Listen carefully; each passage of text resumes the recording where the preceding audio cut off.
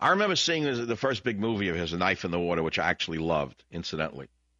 I mean, he's a fabulously talented director. But that does not take away the fact that he drugged the girl, raped the girl, sodomized the girl. Now, he says he didn't know she was underage, right? Well, I don't know. She herself says she wants the case to go away. Why does the victim, who is now a grown woman, want the case to go away? Huh? Well, because it's not so much that she forgives Polanski, but because she's going to have to come to court and relive the events again and talk about the sodomy, talk about the drugs, talk about the rape. Okay? So there it is. I mean, I don't know what you could say about this. He gave a 13-year-old girl Quaaludes and alcohol. Then he raped her. Then he pled guilty. And then he fled the country. He's not accused. He's not accused. He was convicted. He raped a child. He's then a bail-jumping director. So you say, is it fair to arrest a man at age 76 after 32 years in exile, meaning on the run? He's on the run. And he made a good living all these years, married and fathered 2 children. He won an Oscar, but he could never come back to America to enjoy the pasta palaces of Los Angeles.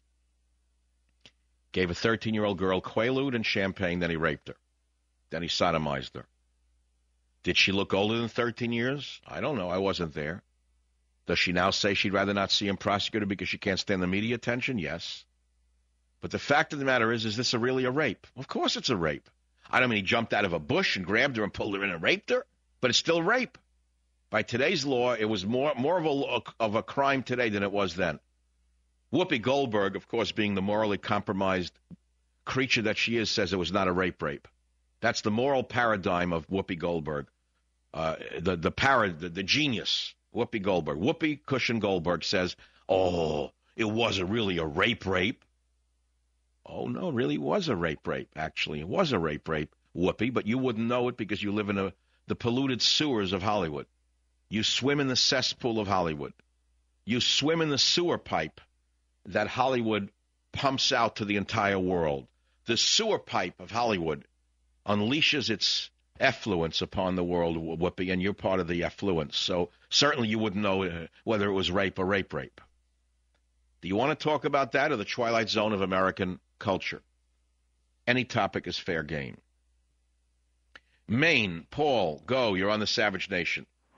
Michael, it's good to talk to you again. I used to listen to you when I lived in San Francisco.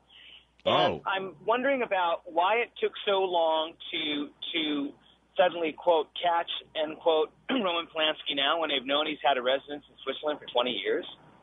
You know, is this to make a policy? It's interesting. In other words, why did Switzerland pull the trigger on him now? I don't know. Why now?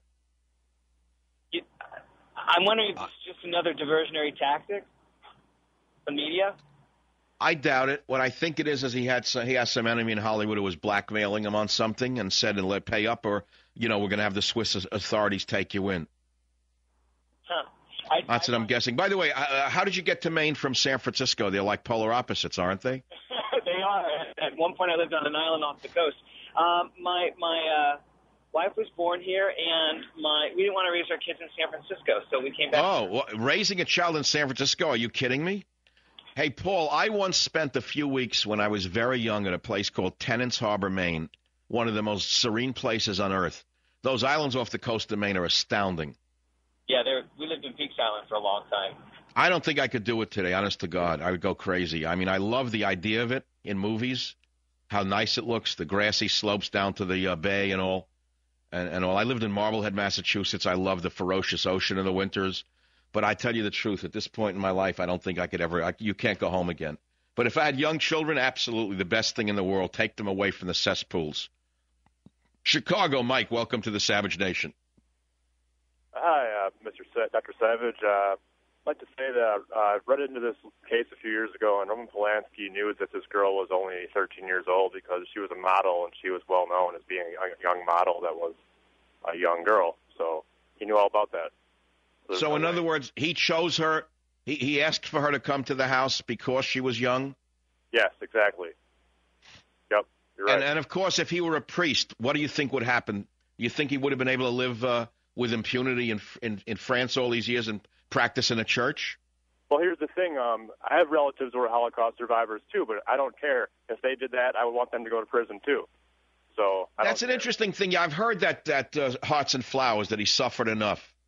Well, I don't think that the family's suffering and his suffering gives him the right to inflict this kind of emotional damage upon a child.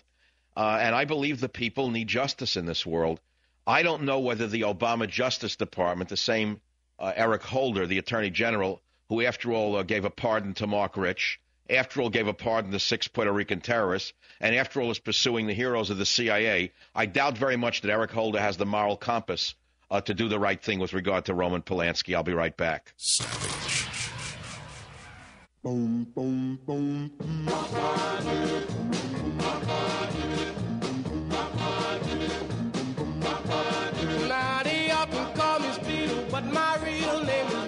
So we're talking about a number of things. One of them is Roland Polanski. The man pled guilty to a felony sex crime that has no statute of limitations, number one. And then he avoided added flight to avoid incarceration. I mean, he broke the law. So if you believe that a society should be ruled by law and justice, he has to be detained, and he has to come back to Los Angeles and make his arguments in court, not on TV and in newspapers. But having said that, there's a new phrase going on for a while now. 60 is the new 40, meaning that if you're 60, you look 40. You know what I'm saying? Like if you're 60, you look like your father did at 40. But today in Hollywood, amongst girls, 13 is the new 30. You could say the same thing if you wanted. But it doesn't excuse it. I mean, years ago, there used to be a funny phrase that guys said before my time, a night with Venus and a lifetime with Mercury. What does that mean? It was funny. People were literate. They were more literate then than now after all these years in college, which are nothing but institutions of lower learning, except in the hard sciences or in mathematics or in physics. They're basically houses of ill repute. Men were literate. They read the classics, so they would make jokes. A night with Venus, a lifetime with Mercury. What does that mean?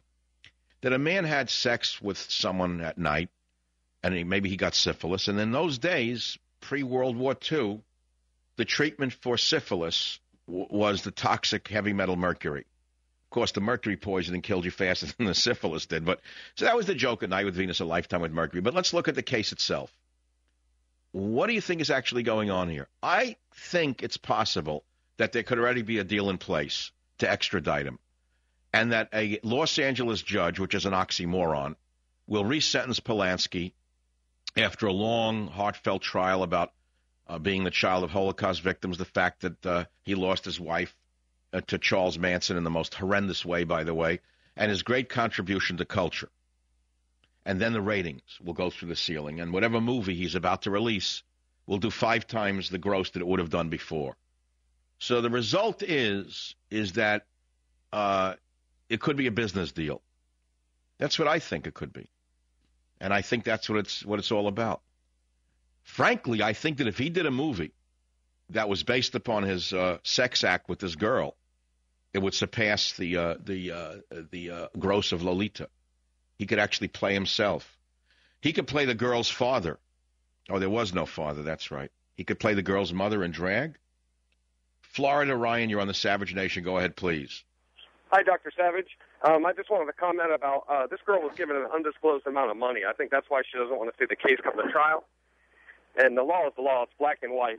It is black and white. Absolutely. There's no statute of limitations on this kind of crime. You know that.